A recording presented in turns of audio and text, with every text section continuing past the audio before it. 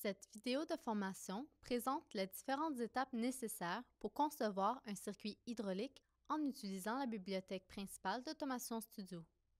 Dans cette vidéo, nous allons montrer les composants disponibles dans la bibliothèque, trouver et utiliser des composants similaires, relier des composants, créer des liens standards et des liens directs, effectuer un zoom et un panoramique sur le diagramme, modifier la position ou la disposition d'un composant, insérer les composants sur une conduite et, en dernier lieu, simuler le circuit hydraulique.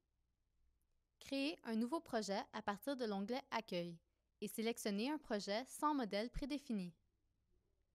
Un schéma vide est alors créé. Ouvrez ensuite l'explorateur de bibliothèque pour consulter la liste de composants disponibles et leurs symboles. Ceux-ci sont classés par catégorie. Trouvez la catégorie des pompes. Accédez aux composants équivalents de la pompe unidirectionnelle à cylindrée fixe qui comprennent des caractéristiques différentes. On trouve ici des pompes avec des drains ou avec des arbres. Glissez et déposez la pompe choisie sur le diagramme. Cette pompe nécessite un moteur. Retournez donc dans la bibliothèque pour trouver une unité de puissance. Reliez le moteur directement à l'arbre de la pompe en le glissant et le déposant sur le port de connexion.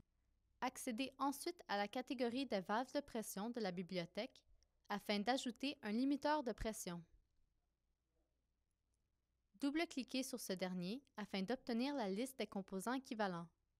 Sélectionnez le limiteur de pression sans réservoir et insérez-le sur le diagramme.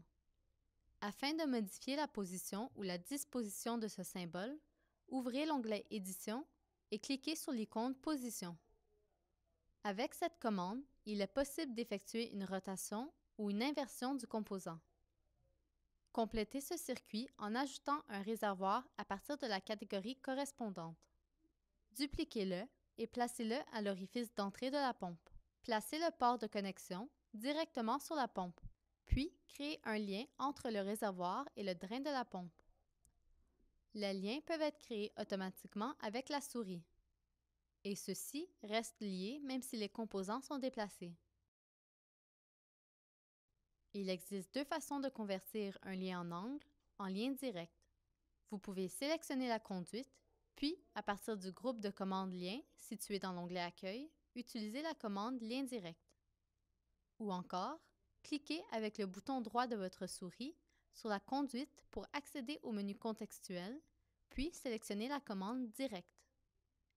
Insérez maintenant un distributeur.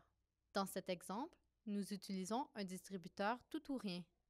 Insérez maintenant un vérin à double effet à partir de la catégorie des vérins de la bibliothèque hydraulique. Glissez et déposez le composant sur votre diagramme. Complétez votre circuit en reliant les composants.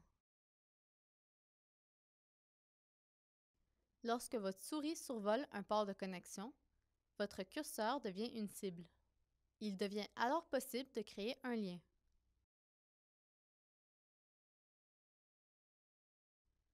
Pour zoomer, cliquez avec le bouton droit de votre souris sur le diagramme et sélectionnez l'option Zoom.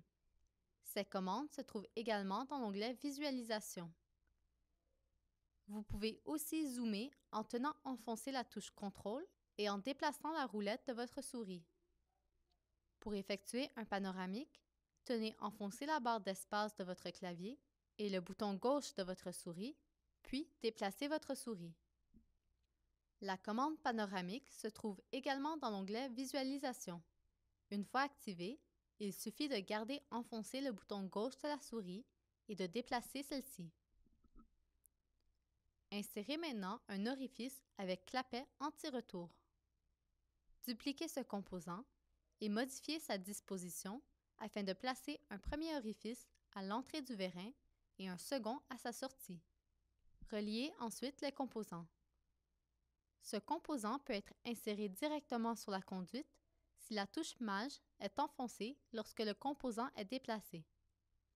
Les liens qui ont été créés manuellement se conforment automatiquement au changement de conception.